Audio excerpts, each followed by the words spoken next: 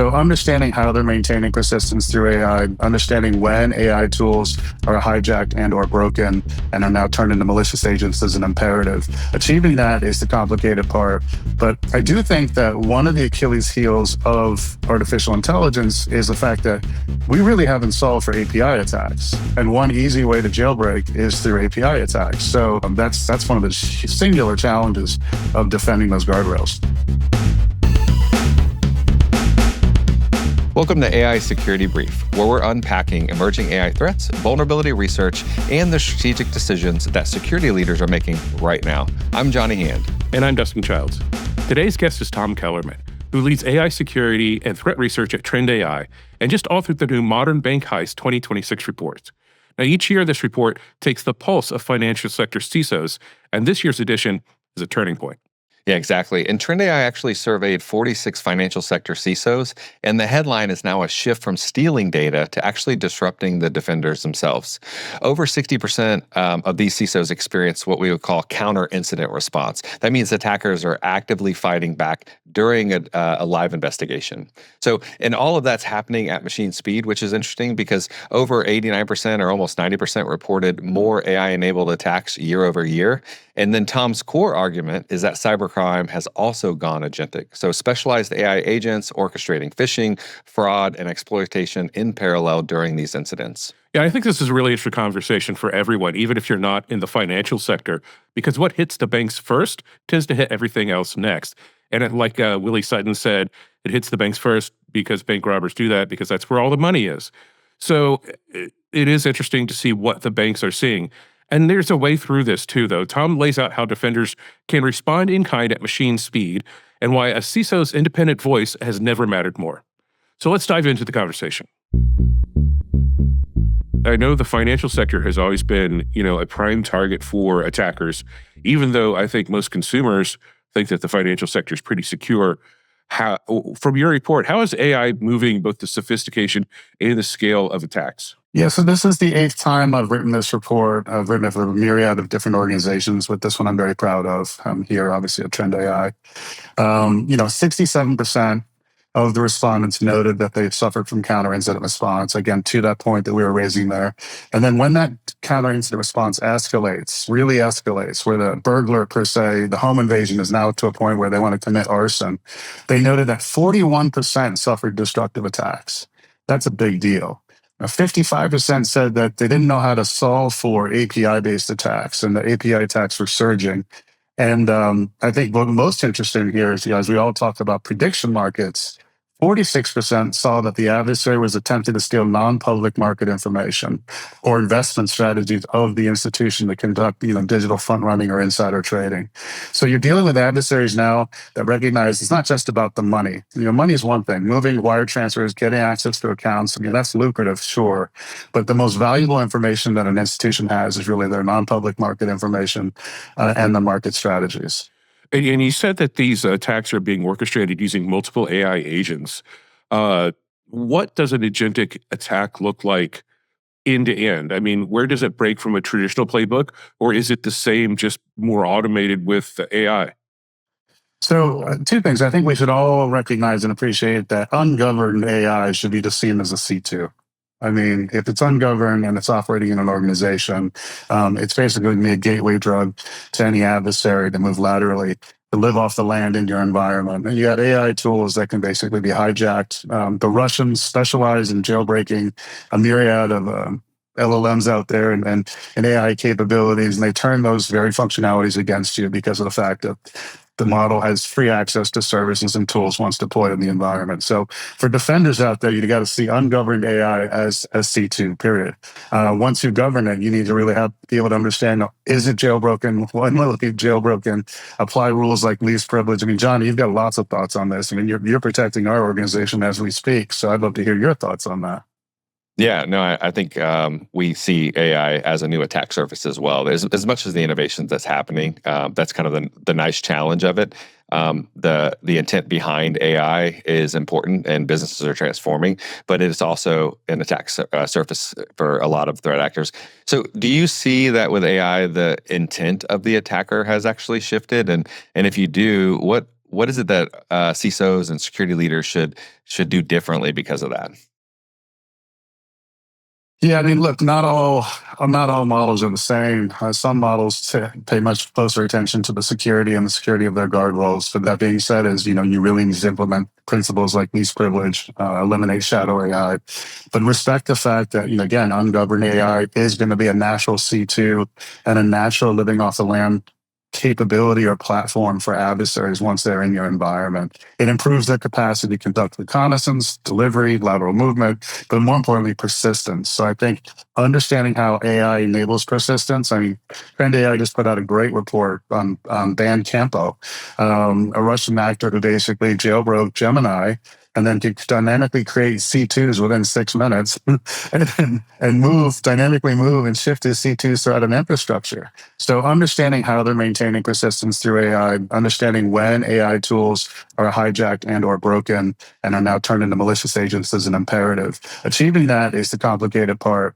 But I do think that one of the Achilles heels of artificial intelligence is the fact that we really haven't solved for API attacks. And one easy way to jailbreak is through API attacks. So if you guys have any suggestions on best practices for API security, I'd love to hear them. But otherwise, that's one of the singular challenges of defending those guardrails. No, I don't actually have that. And if I did, I would patent it and go sell it to everyone because we're all looking for that. But I do want to take a look at how these attacks are actually taking place. Because I think you mentioned before we really started recording that business email compromise is still like one of the biggest ways that these attackers are getting in. How is AI, is that still true in the world of agentic AI? And how is agentic AI affecting that first compromise? So from a fraud perspective, to your point, business email compromise was one of the biggest concerns of the institutions, but they were also very concerned with what's called reverse business email compromise. So when you think of business email compromise for the movement of funds, right, it's an outside-in approach. But if you can hijack the accounts of, let's say, Johnny or you, Dustin, and then have money wired or have an order for money to be wired and then bypass authorization through AI by creating a deepfake video and or deepfake messaging that aligns with everything, but it's coming from your true account, right? Like your employee digital twin, essentially. That is highly problematic. And so they're very, very concerned about the evolution of RBAC, reverse business email compromise, and account takeovers from a fraud perspective. And then the other part is they're very concerned with the fact that their market strategies and non-public market information is being stolen to conduct digital front running and insider trading, because that's their most valuable asset. At Pondo in Berlin, we did have multiple AI categories. And to me, I think the one that was most interesting was actually an exploit of Exchange, Microsoft Exchange. And the researcher who goes by the name Orange, he said that he told the AI what to do, and then the AI wrote the exploit, but it was his knowledge of Exchange. He's a very gifted researcher and has exploited Exchange on multiple occasions. So that really showed that AI can really do this and really can create these viable exploits, but it takes a trained researcher in order to guide it and get it through. One of the things that we have in the ZDI that we're running against now is we're trying to analyze these reports and we're using AI to do it. And the AI is coming up and saying, no, that sounds like you're going to do something bad, and I'm not going to let you do that anymore. So we have a challenge of training the AI to no, we're the good guys and we need to do this. But yeah, that to me, that was the most impressive thing because it was a very, very complicated exploit, which as of this date, Microsoft still hasn't patched. So it's very interesting to see. Wow. So one of the things that was notable in the report that ties back into the conversation about AI and AI-enabled attacks is this resurgence of rats. Remote access Trojans and rootkits are really flourishing. The financial institutions are really grappling with those because it allows for persistence for obvious reasons. But one of the notable parts of that is that rats are deploying steganography to maintain persistence. Steganography is easily created now because of AI. And steganography used to be, an art form that would take time and a lot of resources to create the perfect stego. So I'm fascinated by some of these rats like Xworm, modular capability. It's a rat that actually performs a myriad of different attack functions. It completely automates the kill chain, and it uses stego to maintain persistence. So just one example from the report. Do you feel like I was thinking about the steganography vantage point, and even like, I don't know, I remember 15, 20 years ago, hiding stereo messages inside the images, like goofing around as kind of a low level crypto type capability. But now with AI, it's so fast. I'm thinking from a CISO hat, right? Like how do I gain visibility? How understanding that my folks are uploading images and screen captures all day long into their different models for processing, right? And the fact that the native guardrails really aren't designed for that level. We have some capabilities inside our AI guard that does cover these types of things, but it's a big challenge. Do you see that as a growing attack surface for AI? Are you seeing it more and more? Is there signal there that we should really start looking at solution-oriented offerings? I do.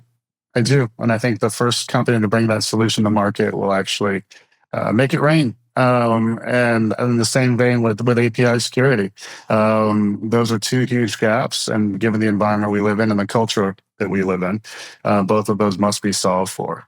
But I think it goes back to the original point of, we've been focusing so much on AI-enabled weaponization, AI reconnaissance. We really need to start focusing on that whole persistence. How they're maintaining persistence with AI, how AI can act as command and control, or how AI can precipitate or manifest these, C2s that are dynamic and or stego that is persistent. That is really what defenders should be focusing on, particularly if you're a Fortune 1000 or you're doing business with a Fortune 1000 and they want to hijack your environment to target that entity. Yeah, that makes a lot of sense. If we can go back to the topic of resource constraints, I know that about half of security leaders saw no budget increase for their security teams, and they still report to the CIO. What needs to change structurally for institutions to set them up in terms of the fight, so that it can be successful in defending against this, both the initial as well as the persistent attacks? And this is infuriating to me. Absolutely infuriating to me. If you're a financial institution, your CISO should report to your CEO, just like Johnny does here. It's just the way it should be. You should have direct access. You should be fighting for resources with your CIO. But also, I think, as I'm doing keynote in the FFIEC's regulatory summit in DC coming up soon, there needs to be reporting requirements for whether or not your infrastructure is being used to island hop. What I mean by that is whether or not your infrastructure has been hijacked to be used to attack other parties. And there should be reporting requirements around destructive attacks. Have you suffered a destructive attack? Not have you paid for ransomware or suffered ransomware attack. I think there's gaps in the reporting, and there needs to be shifts and higher levels of mandates to solve for some of the problems that we deal with today. Like, you got a lot of 0 days out there, virtual patching, vulnerability shielding should be a mandate, et cetera, et cetera, et cetera. Yeah, that was kind of where I was going next, was because the financial institutions are heavily regulated, are we going to start seeing some more regulations come out that are focused on AI, or at least response to agentic AI exploits? We will. The U.S. will probably drag their feet because of the K Street lobby and the dilution of proactive regulation when it comes to cybersecurity in the financial sector. I think the Monetary Authority of Singapore will be a first mover. Because they've always been much more, as I say, draconian and or risk averse. And I think the Europeans will follow suit, and then the FFIEC will hopefully follow in lockstep. But at a minimum, I think there needs to be greater, less plausible deniability, and much more transparency into the duality of utility of AI and or the attacks today. It's interesting. I will say, going back on your statement about aligning the security organizations up through the CEO. There's probably a lot of security leaders that are listening in on this podcast and cheering, and mainly because I think that they want to bring that louder voice into the boardrooms, and a lot of CISOs are reporting to the board, but they're not a member of the board. They're not having that CEO level. And I've always viewed the CIO relationship as very complementary and always, a good alignment for the most part. But as we move into the era of AI, it does create a lot of challenges because you're tasked with securing something that is, being driven by the business. And if you are competing with resources, alignment, and those kind of things, I can definitely see that'd be a big challenge. So you'll probably have both cheers and a little bit of, hopefully not too much challenge from our CIO community as well. Well, what about veto power? At a minimum, a CISO should be able to veto any projects initiated by the CIO or CTO that creates systemic risk throughout the organization, or slow something down because the red team exercises that your teams have conducted, Johnny, proved that there was, an incredible attack surface there.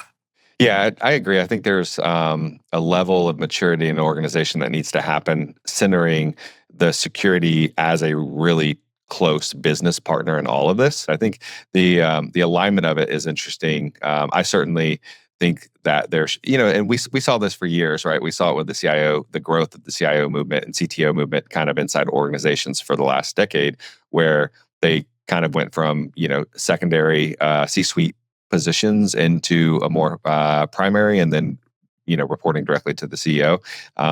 So I think it's the natural progression. AI is accelerating that because there's a need for transparency and visibility across the organization, and it's not a bolt-on capability. So definitely in agreement on a lot of what you're saying. Well, real quickly, I mean, the one thing that I kind of was interested in is we're talking about offensive use of agentic AI. Are financial institutions at all, in your surveys and your conversations with them, using agentic AI for defensive solutions? And if so, what happens when you run out of tokens in the middle of an incident response? Yes, financial institutions are using it for defensive measures, primarily for threat hunting, attack path mapping, incident response, automation. I think they're challenged in and of themselves with the amount of information and volume of data that's coming at them and the persistence of the adversary within systems. I think one of the challenges, back to the points about adversaries leveraging counter-incident response and becoming more punitive against the defenders, is we really need to change the way we defend. For example, like in today's world, you don't necessarily want to terminate the command and control that you found because it might trigger a succession of events or a cascading impact of like dynamic C2s dropping wipers in your system, or an adversary essentially going nuclear. So I think it's important to note that I do think that they're facing bigger challenges in the sense that they understand that their market strategies are really their holy grail, and that their adversary is now working for a foreign sanctioned bank who can take market positions ahead of their institution. They're taking a huge hit to the nature of their transactions as they work in the markets, especially the commodity markets. So Tom, in the interest of time, and as we kind of wrap up the interview here, I wanted to make sure that we didn't miss an opportunity to get your viewpoint on today's topic. So is there a piece of hard-won wisdom about AI security that you'd want security leaders to know about, or maybe one or two key takeaways from today's conversation that a security leader could walk away and say, I need to look into that? So from an AI security perspective, treat AI, ungoverned AI, as the C2 channel. When you begin to govern it, I think, as like you said earlier, visibility, observability, and least privilege are quintessentially important as initial steps to protecting it. I do think if you standardize on one model versus another, maybe using deception technology to understand when guardrails are being tampered with could be very beneficial to you, given that, protecting the guardrails themselves is still an art form, to me at least. And then last but not least, don't underestimate the adversary. You've got cybercrime cartels that are being protected by 4 rogue nation states that are actively pursuing you. We've seen evidence of collaboration now, real collaboration between those 4 rogue nation states, or I'll call them the axis of cyber, and they're purposely targeting financial institutions out there right now to offset economic sanctions. So, Tom, thanks for the great conversation today. I don't know if we're going to excite people or terrify them with this, but we really appreciate you sharing your insights on machine speed, the threat that's facing financial institutions, and we can't wait to have you back on the show in the future. Thank you very much. Wow, Dustin, that was an amazing episode, and I felt like we could have talked to Tom forever, especially as we started unpacking how the financial industry is impacted, how agentic AI in the attack path is coming about, and then also how we're seeing those parallels where we're shifting from just stealing data into actually disrupting those operations where the attackers are fighting you live while you're trying to do your investigation. Yeah, and because cybercrime is now industrialized and agentic, human-paced defenses just can't keep up. And Tom's answer is AI-driven detection and response, which frees your analysts to do the higher value work rather than replacing them. Yeah, it's a good point. And I'll be honest, as a CISO, I liked another piece that he talked about, which was very structural. You have to elevate the CISO and rebalance spend towards people and managed detection, not just the tooling. So that structure really is a good strategy. You know, this episode reminded me of our very first episode with Bob McCardle, too, where he talked about vibe crime and how agentic AI is being used for criminals as a service. And that might be something you want to listen to as well if you have the time after this episode is done. We want to thank Tom Kellermann for joining us and sharing his research with us. Check out the show notes for his report, Modern Bank Heists 2026, and how to connect with Tom. And that does it for another episode of the AI Security Brief. We want to thank you for joining us. And our goal is always to host conversations that get you thinking differently about security. And if it does, please subscribe so you don't miss what's next. AI Security Brief is mixed and produced by Elliot Peltzman with original music by Omnia Jinx. Executive producer is Jennifer Ivan with content strategy from Mayan Plout and Melanie Gallant. Additional production help from Liz Stokes. Video editing by Sorel Jaffe and Bridget Creaky Wild. Thanks so much for listening, and we'll see you next time on the AI Security Brief.